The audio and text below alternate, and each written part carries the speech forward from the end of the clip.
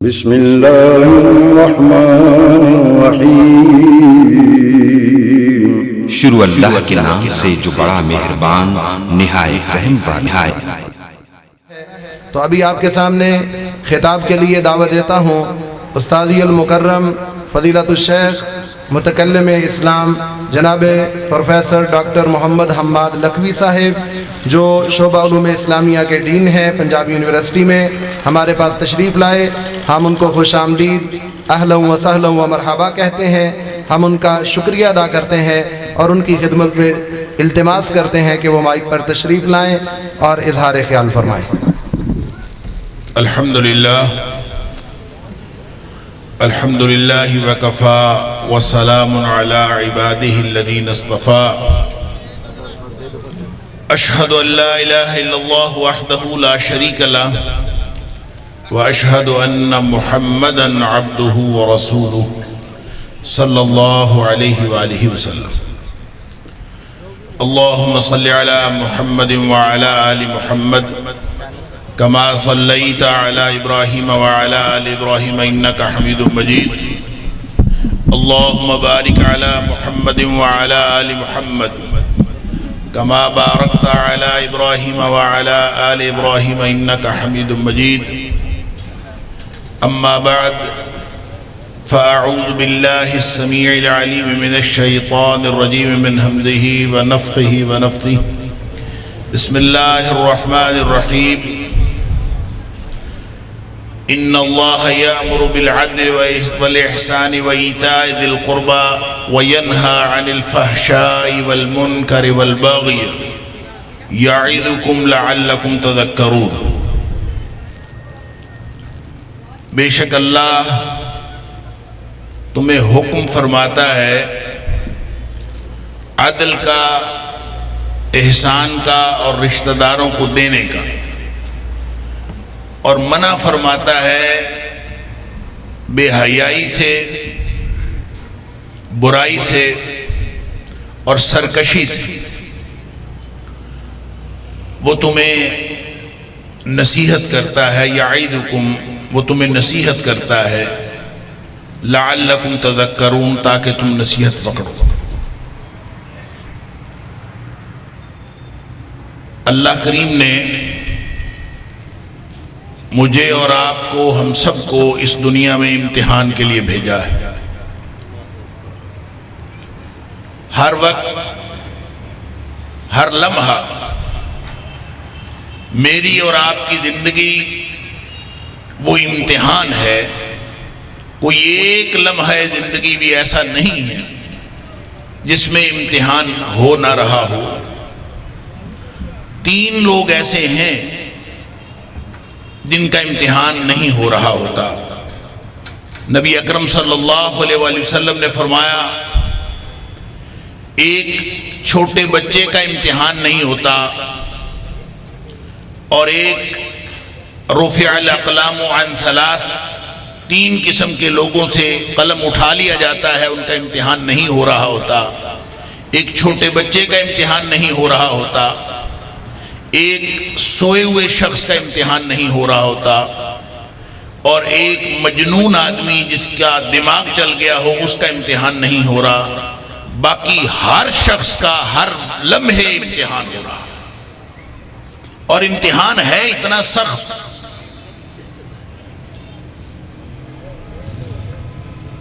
کہ ایک لمحے کی کوتاہی وہ انتہائی خطرناک نتائج دے سکتی ہے۔ نبی اکرم صلی اللہ علیہ وآلہ وسلم نے فرمایا کہ بعض اوقات انسان کی زبان سے ایسا کلمہ سرزد ہوتا ہے جو اللہ کی ناراضگی کا کلمہ ہوتا ہے، اور وہ کلمہ فرشتے تو فوراً آپ کی زبان سے کلمہ نکلا، ما یلفظ من قول الا لدیہ رقیب عتید، لکھنے والا تیار بیٹھا ہوتا ہے، اس نے لکھا اور اللہ کے پاس لے گیا۔ اللہ کی ناراضگی کا کلمہ ہوتا ہے، اللہ اس ایک ناراضگی کے کلمے کی وجہ سے اس شخص کو جہنمی لکھ دیتا۔ اسی طرح بعض اوقات انسان کی زبان سے کوئی ایسا کلمہ سرزد ہوتا ہے جو اللہ کی خوشنودی کا کلمہ ہوتا ہے، اور جب وہ اللہ کے دربار میں پہنچتا ہے تو اللہ اس ایک کلمے کی وجہ سے اس کو جنتی لکھ دیتا۔ اللہ اکبر! ہر لمحہ جنت اور جہنم کے فیصلے ہو رہے ہیں، اور یہ جو اللہ نے ہمیں زندگی دی ہے اس میں آزادی نہیں دی۔ ہم تو ہر لمحہ حالت امتحان میں ہیں، ہمیں آزادی کیسی؟ ہم اپنی مرضی سے کوئی چیز، کیونکہ عبد ہے، غلام ہے، نہ اپنی مرضی سے کھا سکتا ہے، نہ اپنی مرضی سے پی سکتا ہے، نہ اپنی مرضی سے جی سکتا ہے۔ اس کی تو ساری زندگی مالک کی مرضی کے مطابق ہے۔ لہذا یہ جو آیت میں نے آپ کے سامنے تلاوت کی ہے، سورہ نحل کی آیت نمبر 90 ہے، اس آیت کے اندر اللہ کریم نے 3 باتوں کا حکم دیا ہے اور 3 باتوں سے منع فرمایا۔ جن باتوں کا حکم دیا ہے وہ عدل ہے، احسان ہے اور رشتہ داروں کو دینا۔ جس بات سے منع کیا ہے وہ بے حیائی ہے، عن الفحشاء والمنکر والبغی، اور برائی ہے اور سرکشی۔ ان 3 باتوں سے منع کیا۔ شروع میں فرمایا، بڑی غور طلب بات ہے، ان اللہ یأمر بالعدل، اللہ تمہیں حکم فرماتا ہے۔ ایک ہوتا ہے حکم، ایک ہوتی ہے نصیحت۔ جو حکم ہوتا ہے اس میں مخاطب کی خیر خواہی مطلوب اور مقصود نہیں ہوتی۔ جو امر ہوتا ہے وہ تو قانونی حکم ہوتا ہے۔ کسی کو پھانسی کا حکم ہو جائے تب اس کی تو زندگی گئی، یہ قانونی حکم ہے۔ اس میں مخاطب کی جو خیر خواہی ہے وہ مطلوب نہیں ہوتی۔ جو بھی حکم دے رہا ہو اس کے مد نظر بھی نہیں ہوتی۔ کسی کو قانونی حکم کے تحت فائدہ ہو جائے، کسی کو قانونی حکم کے تحت نقصان ہو جائے۔ دنیا میں سارے قانونی حکم ایسے ہوتے ہیں۔ دنیا کائنات میں ایک اللہ کا حکم ایسا ہے جو حکم قانونی بھی ہے۔ ان اللہ یامر بالعدل والاحسان وایتاء ذی القربى وینہی عن الفحشاء والمنکر والبغی یعظکم لعلکم تذکرون۔ اللہ کا حکم قانونی بھی ہے، یہ وعظ بھی ہے، یہ نصیحت بھی ہے، اس لیے کہ کائنات میں صرف اللہ کا، مالک کائنات کا، خالق کل کا، اللہ کا حکم ایسا ہے کہ وہ جب حکم دیتا ہے تو وہ قانونی حکم لوگوں کے نقصان کے لیے نہیں ہوتا، وہ ہمیشہ لوگوں کی خیر خواہی کے لیے ہوتا، وہ ہمیشہ حکم بھی ہوتا ہے، وہ ہمیشہ نصیحت بھی ہوتی ہے۔ ان اللہ یامر بھی ہوتا ہے، یعظکم لعلکم تذکرون بھی ہوتا ہے۔ لہذا پورا دین، مسلمانوں تمہیں تو خوش ہونا چاہیے۔ تمہارے رب نے جتنے احکام دیے ہیں، جتنا سخت سے سخت حکم دیا ہے، ہر حکم وہ نصیحت ہے، گویا مخاطب کی خیر خواہی مقصود ہے۔ تو مخاطب کون ہے؟ وہ ہم ہیں۔ اللہ کا حکم ہے، اللہ کی نصیحت ہے، مخاطب ہم ہیں۔ گویا اللہ کے قرآن کا ایک حکم بھی ایسا نہیں جو ہمارے لیے جس کے اندر خیر خواہی موجود نہ ہو۔ اب اس میں چونکہ باقی 3 باتیں ہمارا موضوع نہیں ہے، باقی 5 باتیں ہمارا موضوع نہیں ہے، صرف ایک بات ہمارا موضوع ہے، وہ ہے وَيَنْهَى عَنِ الْفَحْشَاءِ۔ اللہ تمہیں بے حیائی سے منع کرتا، اور یہ جو فحشاء ہے، فا ہا اور شین، جس کو فحش بھی کہتے ہیں اور فحشاء بھی کہتے ہیں، فا ہا اور شین کے مادے سے، اس کا لفظی معنی ہوتا ہے حد سے باہر نکل جانا، حد سے باہر نکل جانا۔ اور اللہ منع کرتا ہے کہ تم کبھی حد سے باہر نہ نکلنا. ینہا عن الفحشاء، انسان کسی بھی اعتبار سے اللہ کی دی ہوئی، نبی اکرم صلی اللہ علیہ وسلم کی دی ہوئی حدود سے باہر نکلے وہ بے حیائی ہے. اور وہ بے حیائی کبھی کپڑوں کی صورت میں ہوتی ہے، کبھی وہ زبان کی صورت میں ہوتی ہے، کبھی وہ رہنے سہنے کی صورت میں ہوتی ہے. وہ جس بھی صورت میں ہو، جو شخص اللہ اور اس کے رسول صلی اللہ علیہ وسلم کی لگائی ہوئی حدود سے باہر نکلتا ہے وہ بے حیا ہے. اور جو روکتا ہے اس کے مقابلے میں حیا. اللہ اکبر. حیا کیا ہے؟ حیا کا مطلب ہوتا ہے ایک پردہ ہے. حیا ایک بڑا ہی نازک پردہ ہے. جب انسان حدود سے باہر نکلنے کی کوشش کرتا ہے، اس کو جو حد سے باہر نکلنے سے روکتا ہے، اس پردے کا نام حیا ہے.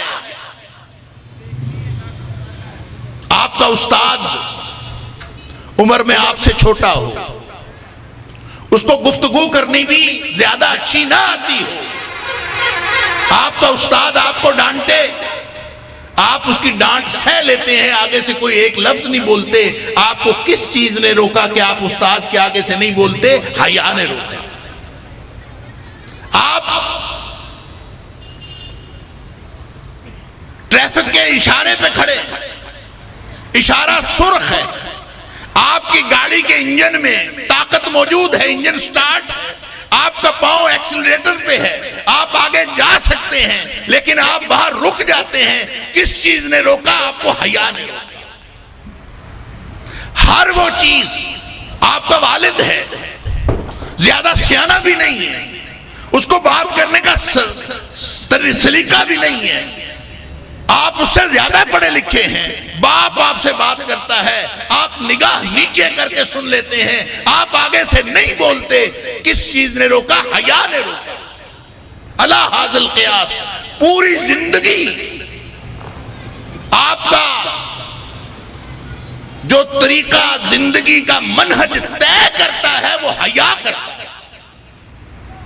اور اگر کسی شخص سے یہ باریک سا پردہ ہے بھائی، باریک سا پردہ، اللہ اکبر. حیا جو روکتا ہے، حیا جس نے ہر شخص کو روکا ہوا ہے، جب یہ ختم ہو جائے تو اس کے آگے کوئی حد بچتی کوئی نہیں. جب اس سے آگے آپ نکل جائیں، ایک دفعہ بچہ باپ کے آگے بول پڑے، اس کے بعد کوئی حد اس کو روکنے والی نہیں.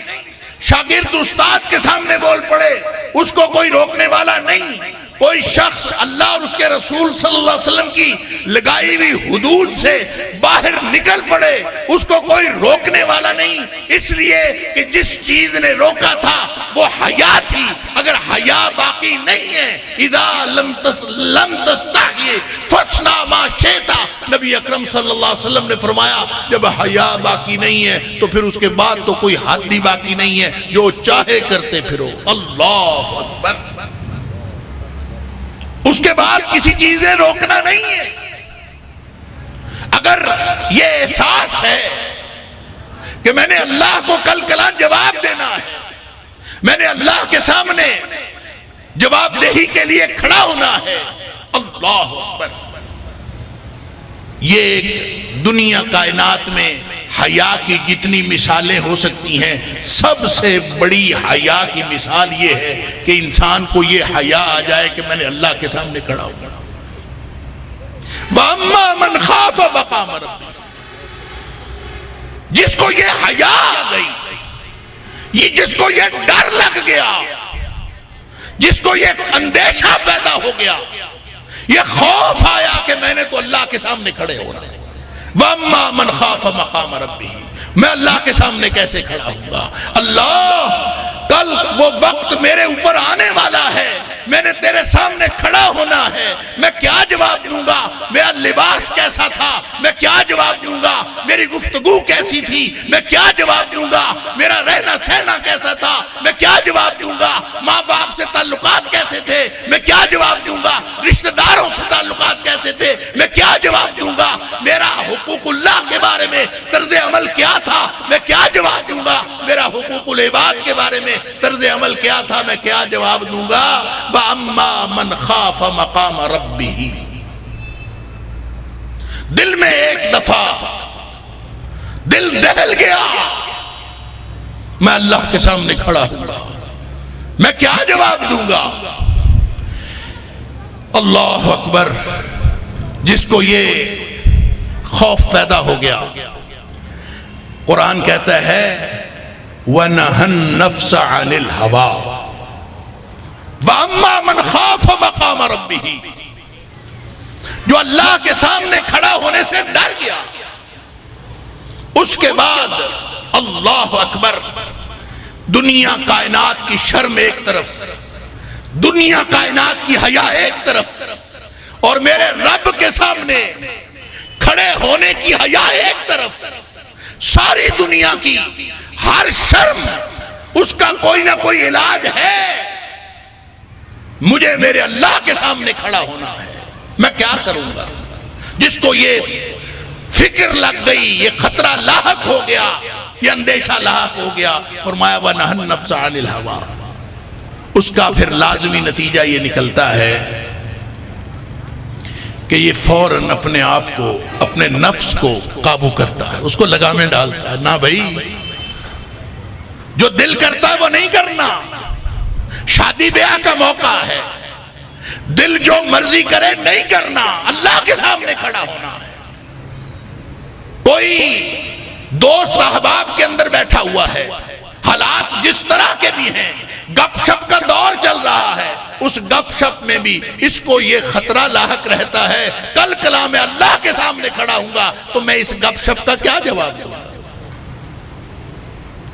نبی اکرم صلی اللہ علیہ وسلم فرماتے ہیں سبحان اللہ لا تکثر الکلام بغیر ذکر اللہ، کبھی گپ شپ کی محفلیں سجایا نہ کرو، لا تکثر الکلام بغیر ذکر اللہ، جس کلام کے اندر، جس گپ شپ کے اندر، جس گفتگو کے اندر، جس مجلس کے اندر اللہ کا ذکر نہ ہو، اللہ کی یاد نہ ہو، لا تکثر الکلام، ایسی محفلیں، ایسی مجلسیں، ایسی گفتگو نہ کیا کرو جس میں اللہ کا ذکر ہی کوئی نہیں۔ کیوں؟ فَإِنَّ كَثْرَةَ الْكَلَامِ بِغَيْرِ ذِكْرِ اللَّهِ قَسْوَةٌ لِلْقَلْبِ،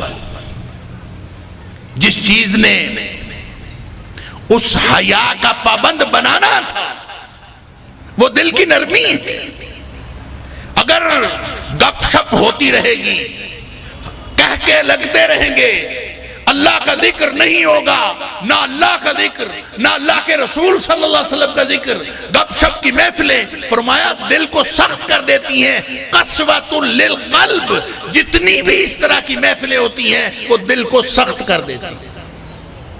اللہ اکبر! تو پھر کیا کریں؟ گپ شپ لگانی چھوڑ جائیں، لوگوں کے ساتھ گفتگو کرنا چھوڑ جائیں؟ نہیں، گفتگو کریں، لوگوں کے ساتھ بیٹھیں، ہر گفتگو کو اللہ کے ذکر سے مزین کر دیں، ہر گفتگو کو اللہ کے ذکر سے مزین کر دیں۔ گپ ہو رہی ہو، لطیفے سنائے جا رہے ہوں، آپس میں خوشگپیاں ہانکی جا رہی ہوں، آپ کا کام یہ ہے، مومن بندے کا کام یہ ہے، جس نے اللہ کے سامنے کھڑا ہونا ہے اس کا کام یہ ہے، اللہ اکبر، اس کا کام یہ ہے، کیونکہ اس کا تعلق، حیا کا تعلق ایمان کے ساتھ ہے، حیا کا تعلق ایمان کے ساتھ۔ نبی اکرم صلی اللہ علیہ وسلم نے فرمایا ان الحیاء والایمان قرینا جمیعا، یہ جو حیا اور ایمان ہے نا، یہ اکٹھے آتے ہیں، اکٹھے چلے جاتے ہیں۔ جس کے اندر حیا نہیں ہے اس کے اندر ایمان نہیں، اور جب ایک چلا جاتا ہے رفع الآخر دوسرا بھی چلا جاتا ہے. اس لیے جس نے ایمان کی حفاظت کرنی ہے وہ اس باریک سے پردے کی حفاظت کر لے جو کسی کا سامنا کرنے کے لیے بھی ضروری ہوتا ہے، لیکن سب سے زیادہ ضروری اللہ کا سامنا کرنے کے لیے ہوتا ہے. گپ شپ کرتے جائیں، گپ شپ جتنی کرنی ہے، لیکن تھوڑی دیر بعد کوئی اللہ کے قرآن کی بات کر دے، تھوڑی دیر بعد کو نبی پاک صلی اللہ علیہ وسلم کی حدیث سنا دے، تاکہ وہ کثرت کلام بغیر ذکر اللہ نہ ہو، قیامت والے دن شرمندگی نہ اٹھانی پڑے. تھوڑی تھوڑی دیر بعد تو اللہ کے قرآن کی بات کر دیں، کوئی حدیث کی بات کر دیں، کوئی آخرت کی بات کر دیں. اور اگر یہ بھی نہیں کر سکتے تو کم از کم یہ کام کریں کہ ہر تھوڑے دیر بعد اللہ اکبر ہی کہہ دیں، سبحان اللہ ہی کہہ دیں، الحمدللہ ہی کہہ دیں، انا للہ ہی کہہ دیں. کسی طریقے سے اللہ کو یاد تو رکھیں. اور جب آپ اس طرح سے کریں گے، ان کثرت الکلام بغیر ذکر اللہ، جو بغیر ذکر کے گپ شپ کی مجلسیں، محفلیں، مجالس جو ہوتی ہیں، اس کا نتیجہ یہ نکلتا ہے قسوۃ للقلب، وہ دل کو سخت کر دے گا. جس کا دل سخت ہو گیا اس کے سامنے نہ باپ کی عزت ہے نہ ماں کی عزت ہے. اللہ اکبر. اللہ تو فرماتا ہے کہ ماں باپ بوڑھے، فلا تقل لهما اف ولا تنہرہما، ماں باپ بوڑھے ہوں تو کبھی جھڑکنا نہیں، ان کو کچھ بھی نہیں کہنا. یہ جو اف نہیں کہنا، اس کا مطلب پتہ ہے کیا ہے؟ ہم کہتے ہیں بس اف نہیں کہنا، باقی ہر چیز کہہ لیں گے.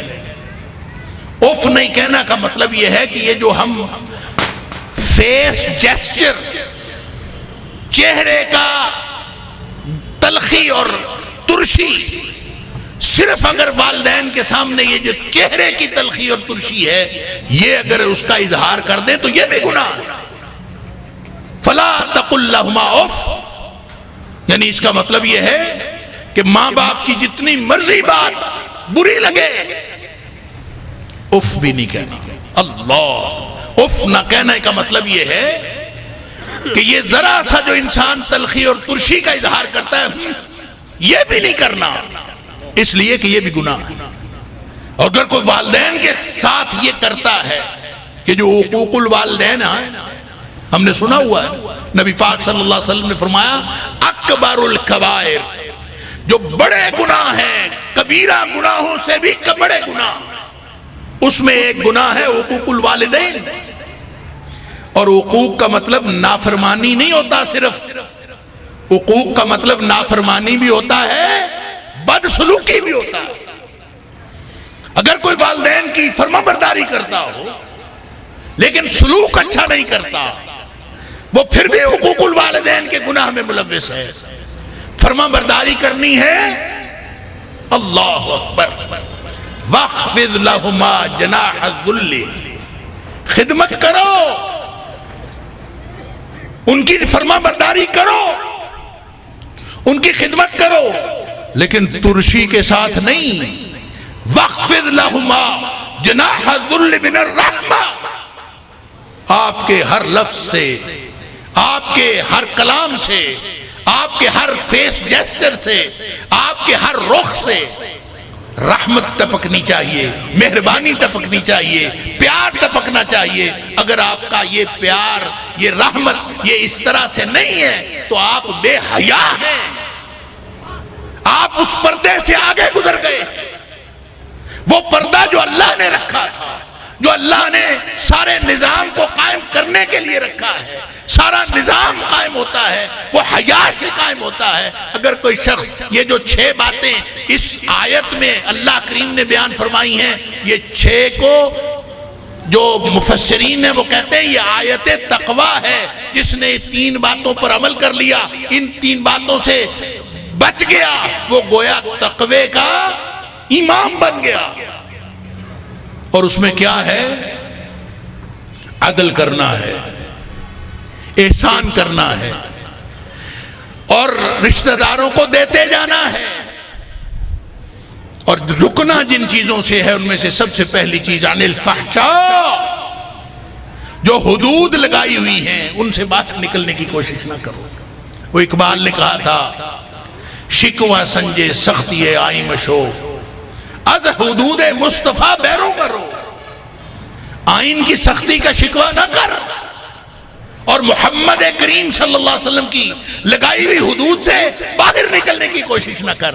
یہ اللہ کا دین ہے، یہ مذاق نہیں ہے۔ یہ اللہ کے دین میں ہر چیز کا ایک پردہ ہے، ہر چیز کی ایک حیا ہے۔ اگر وہ پردہ کراس ہو گیا، اذا لم تستحی فاصنع ما شئت، نبی اکرم صلی اللہ علیہ وسلم فرماتے ہیں ہر نبی کی تعلیمات میں جو سب سے بہترین بات تھی وہ یہ تھی کہ جب حیا کے پردے سے تو آگے نکل گیا، بے حیا ہو گیا، تو پھر تیرے سامنے کوئی لمٹ ہی باقی نہیں رہتی۔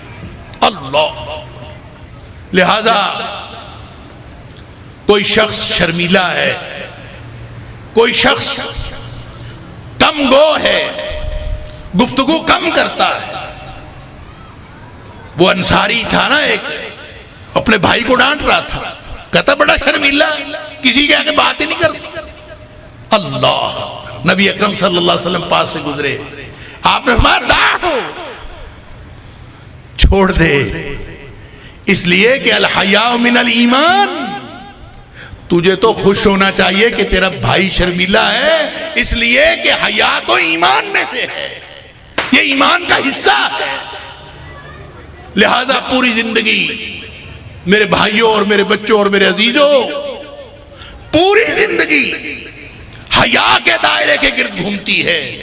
اگر حیا موجود ہے تو ایمان بھی موجود ہے۔ ترمذی شریف کی ایک حدیث ہے، اذا کان الفحش فی شیء ما کان الفحش فی شیء الا رانہ وما کان الحیاء فی شیء الا زانہ۔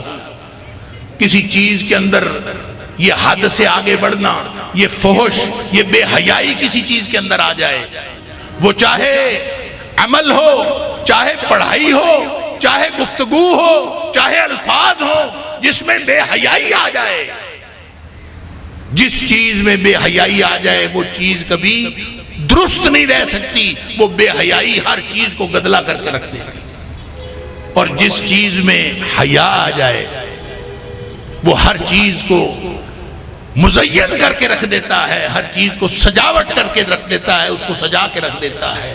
دنیا جتنی قائم ہے وہ حیا کی بنیاد پر قائم ہے، شرم کی بنیاد پر قائم ہے۔ جب ہم بڑے بوڑھے بھی کہتے ہیں جب شرم و حیا ختم ہو جائے شرم کیا کر، اور جب شرم و حیا ختم ہو جائے تو پھر پیچھے کوئی لمٹ باقی نہیں رہتی۔ اللہ، اس لیے میں آپ سب سے یہ درخواست کرتا ہوں کہ میں اور آپ ہم سب اگر حیا سیکھنی، اگر ان لمٹس میں رہنا سیکھنا ہے، تو اس کا سب سے بڑا طریقہ یہ ہے اور سب سے بڑا ذریعہ یہ ہے کہ نبی اکرم صلی اللہ علیہ وسلم کی سیرت کا مطالعہ کریں۔ صحابی کہتے ہیں، بخاری شریف کی روایت ہے کہ نبی پاک صلی اللہ علیہ وسلم سے زیادہ کوئی باحیا نہیں تھا۔ اللہ، نبی پاک صلی اللہ علیہ وسلم سب سے زیادہ باحیا تھے، اس قدر باحیا تھے کہ جیسے کوئی دوشیزہ خاتون، دوشیزہ یعنی کواری لڑکی جس طرح کی شرم و حیا کرتی ہے، نبی پاک صلی اللہ علیہ وسلم اس سے بھی زیادہ باحیا تھے۔ تو جس نے حیا سیکھنی ہے وہ نبی اکرم صلی اللہ علیہ وسلم کی سیرت کا مطالعہ کرے۔ کیا ہم نے کبھی، چاہے میں ہوں چاہے آپ ہیں، کیا ہم نے کبھی سیرت کی کتاب کا مطالعہ کیا؟ کیا ہم نبی پاک صلی اللہ علیہ وسلم کی سیرت کو اپنے ساتھ جوڑ کے رکھتے ہیں؟ نبی کریم صلی اللہ علیہ وسلم کی سیرت پڑھیں، آپ کو کس طرح کی اتنی چھوٹی چھوٹی باتوں کا خیال رکھتے تھے نبی پاک صلی اللہ علیہ وسلم۔ اللہ، ایک میں صرف 2 واقعات عرض کروں گا۔ ایک دن نبی پاک صلی اللہ علیہ وسلم صحابہ کے درمیان بیٹھے تھے، آپ کو کوئی برتن پیش کیا گیا اور مشروب تھا اس میں، اور نبی کریم صلی اللہ علیہ وسلم نے پیا. پینے کے بعد مشروب بچ گیا. مشروب بچ گیا تو نبی پاک صلی اللہ علیہ وسلم کا طریقہ یہ تھا کہ آپ ہمیشہ دائیں طرف سے شروع کرتے تھے. گویا آپ نے جس کو دینا تھا وہ دائیں طرف جو بیٹھا تھا اس کو دینا تھا. لیکن اتفاق سے جو دائیں طرف بیٹھا تھا وہ چھوٹا بچہ تھا، اور جو اشیاخ تھے بڑے بڑے صحابہ کرام وہ بائیں طرف بیٹھے ہوئے تھے یا دوسری طرف بیٹھے تھے. دائیں طرف جو پہلا شخص بیٹھا تھا وہ چھوٹا بچہ تھا. اللہ! اب نبی پاک صلی اللہ علیہ وسلم کی حیا کا ذرا اندازہ کیجئے. بچہ ہے چھوٹا سا، اور نبی کریم صلی اللہ علیہ وسلم مقنن ہیں. آپ جو فرما دیں وہ قانون بن جاتا ہے.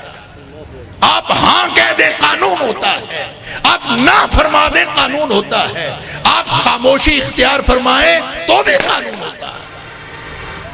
تو نبی کریم صلی اللہ علیہ وسلم نے، آپ چاہتے تو یہ کہہ دیتے کہ جب کبھی دائیں طرف بچہ بیٹھا ہو تو اس کو نہیں دیتے، پھر بائیں طرف سے شروع کر دیتے ہیں، بڑے بوڑھوں کا خیال کرتے ہیں. آپ یہ فرما دیتے تو قانون بدل جاتا. لیکن نہیں، یہ نبی اکرم صلی اللہ علیہ وسلم ہمیں زندگی کے طور طریقے سکھانے کے لیے آئے ہیں. نبی پاک صلی اللہ علیہ وسلم اس چھوٹے بچے کو کہتے ہیں کہ بیٹے اگر تو مجھے اجازت دے تو میں یہ مشروب دوسروں کو دے دوں. اللہ اکبر! تو اگر اجازت دے تو میں دوسروں کو دے دوں. سرور کائنات، اللہ کے بعد کائنات کی سب سے بزرگ ہستی اجازت مانگ رہی ہے تو ایک بچے سے. آگے وہ بچہ، وہ بھی نبی پاک صلی اللہ علیہ وسلم کا تربیت یافتہ تھا. سبحان اللہ!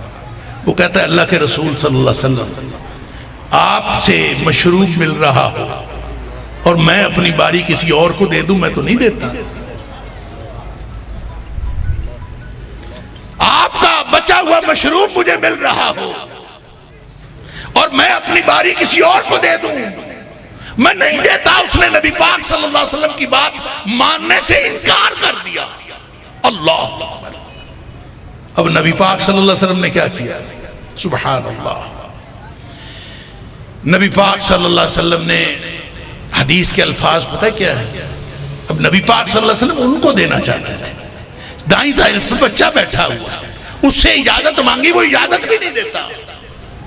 تو نبی کریم صلی اللہ علیہ وسلم نے، حدیث کے الفاظ ہیں فَطَلَّهُ بِيَدِهِ، نبی پاک صلی اللہ علیہ وسلم نے وہ برتن اس کے ہاتھ میں پکڑا دیا جیسے بندہ پنجابی میں کہتا ہے لے پھاڑ، نہیں جو تو چھڑدا جانتا ہے لے پھاڑ.